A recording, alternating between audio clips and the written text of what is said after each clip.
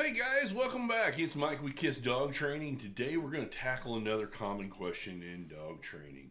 Have you ever asked yourself why your dog doesn't pay attention? Why your dog doesn't listen well? And of course that leads to the other question of why my dog doesn't do what I ask it to do. Well, that today is what we're going to cover.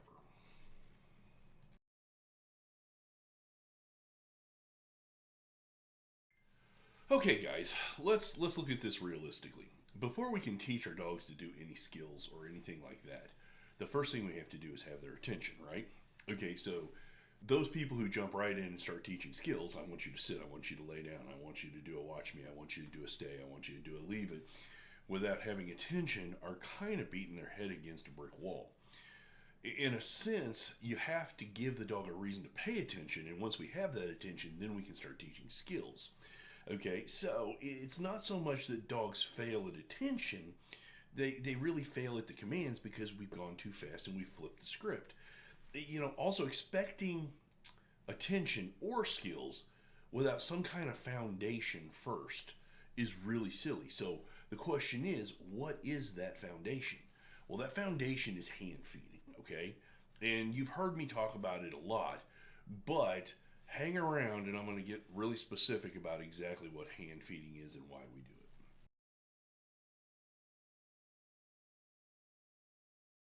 it. Okay, let's just start with an old saying. How many of you have heard, don't bite the hand that feeds? Okay, to me, that is kind of the idea of hand feeding. How can we be the boss, be the leader, be in charge, but at the same time not being a total jerk? I was going to use a little bit more profane language, but without having to resort to some of the more difficult and hard techniques that are out there in dog training, how can we accomplish everything we want? Okay, well, if we hand feed the dog, let's face it, what is the most important resource a dog has? It's food. And if that food always comes through you, then you control the resource of food, and that just made you a leader. You don't have to yell, you don't have to scream, you don't have to use nasty tools like choke chains, prong collars, and shock collars. It's not necessary. All you got to do is have some basic resource control. Now, once we have that resource control, we can go ahead and start teaching skills. But the first thing I do with clients is for 30 days, we get rid of the dog bowl and we simply hand feed the dogs. Every piece of kibble comes from a human hand. Now, I'm sneaky about it, and in that first session, I'm sending you a video of about 15 games to play while you're hand feeding your dog, so that while you're setting this hand feeding routine, you're also practicing some of the skills that you're going to need as we move forward in dog training. So, the hand feeding is simply that foundation that we need to get what we want out of the dog, and the most important thing we want is attention.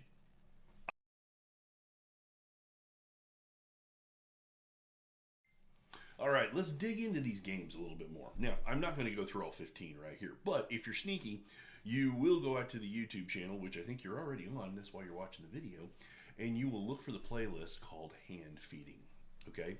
And once you find that, you can see some of the games that we play. You can even go back and find some of the puppy videos where you find even easier versions of these games that I play with little bitty puppies like 8, 10, 12 weeks old. So let's kind of look at it. When you ask your dog to sit, you need to mark it. You need to say thank you, or you need to click, or you need to have some kind of positive mark. Now, most people, right after positive mark, will then hand the dog the treat. I don't want you to do that. I want you to say sit. When the dog sits, you're going to say thank you. You're going to count 1, 2, 3, 4, 5. You're going to drop your hand to your side and say all done. Now we're using a release word. And the dog is getting used to, okay, I put my rear end on the ground. I get the positive mark. He counts to 5.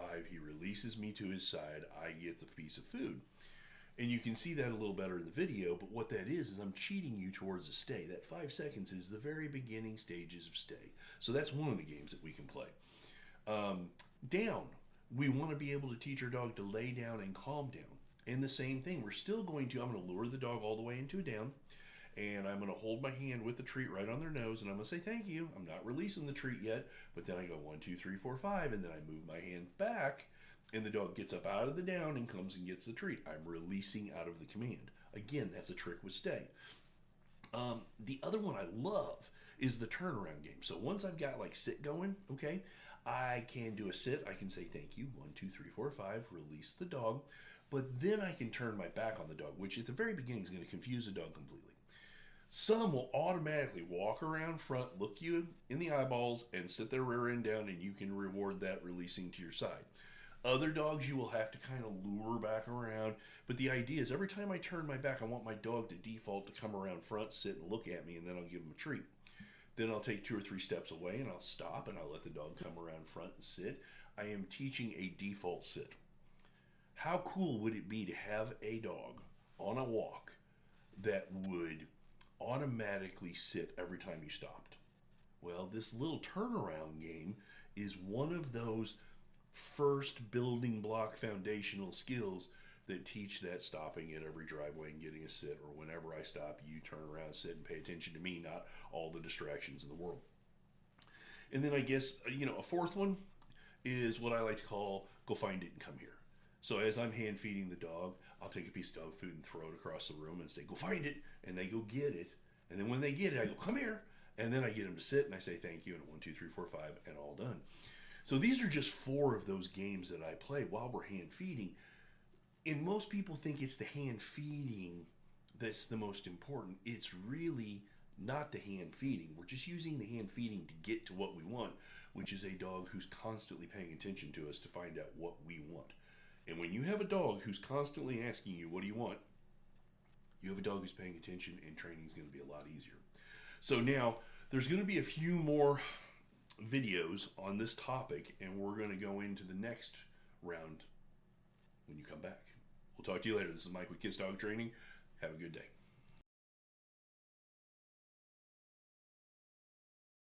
When I say what's the first thing we really want, we want a redirection cue. We want a leave it command.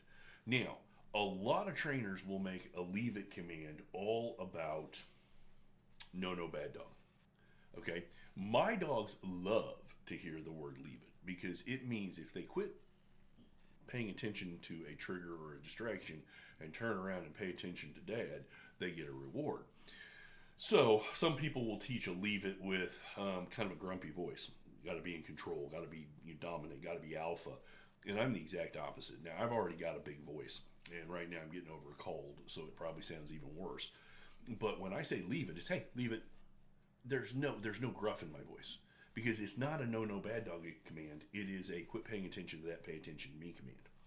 So if there is one command that we're going to teach first, it's going to be that leave it command. So the next thing we're going to talk about is how do you do that?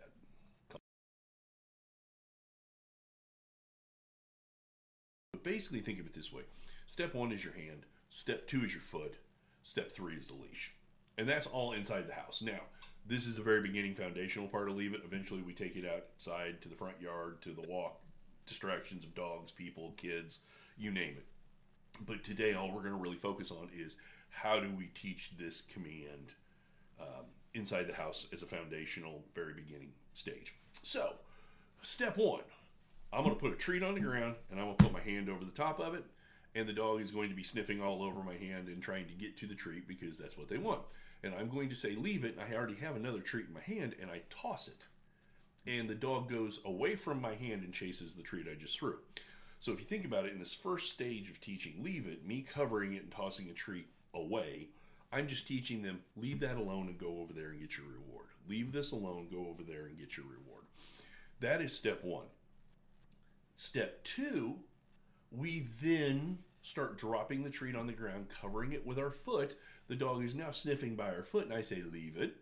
The dog is used to me throwing it, so the dog, if you're lucky, will look up at you. And the minute they look up, you go, good dog, all done, and you hand them the reward. The next time I'm going to put my foot on, I'm going to say leave it, and the dog looks up. And the key to this second game is eye contact.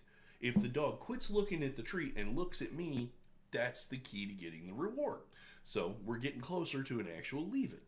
I might have to make kissy noises, the kind of sound to get them to quit looking at my foot and look up at my face. I mean, you have to lure at this point. This is very beginning kind of training. But once we can get the hand and the toss, the foot and the look, Now we put the dog on leash, and I have a second person go out in front of me about 10 feet and put a pile of treats on the ground. And I'm just going to hold on to the leash. I'm not going to let them get to it. And I'm going to say, hey, leave it. And again, I might have to use that, or, whatever noise I might be using to get the dog turned around. I could even, if the dog is completely ignoring me and so focused on the pile of treats, I can just start walking backwards. Now, keep in mind here, I'm not talking about a leash correction here. I don't want you jerking on the dog. But if I calmly walk backwards, the pressure I put on the leash is going to get the dog to turn their head towards me, and my hand's already going to be by my side going, hey, here's the reward, dude. Leave that alone. Come over here. And I can kind of get started there. Another little trick, even before probably you would go to the leash, is I would say leave it and drop the treat on the ground. And I always like trying to do this game on a hardwood floor. And the reason I like doing it on a hardwood floor is the dog hears the click of the treat hitting the ground, they turn around and come back to you. So again, there's a lot of luring in getting the dog to do it. And yes, by definition, I guess backing up is a leash correction, okay? But it is not a correction. It is more a, hey, turn around, come on, look at my hand, don't focus on that, focus on me. Again, what are we talking about through all of these conversations? How do I get the dog to pay attention and focus on me? So, if you can go through those 3 basic hand, foot, leash inside the living room or kitchen of your house, now you're going to stand a chance when you go out into the real world. This is probably my biggest frustration, is people will immediately walk outside with their dog on leash and expect them to pay attention. You haven't taught them squat yet. It would be like trying to do calculus before you understand what, please excuse my dear Aunt Sally or PEDMAS or however you learned it was. You have to know the order of operation. It has to start small and build up. Okay, so I'm going to finish this little 3-part conversation with a question. And come back next and you get to hear that question.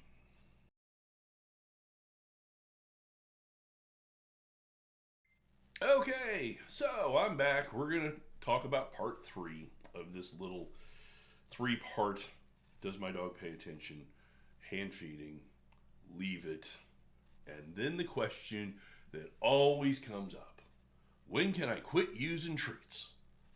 Okay, well, I always answer that question with a question.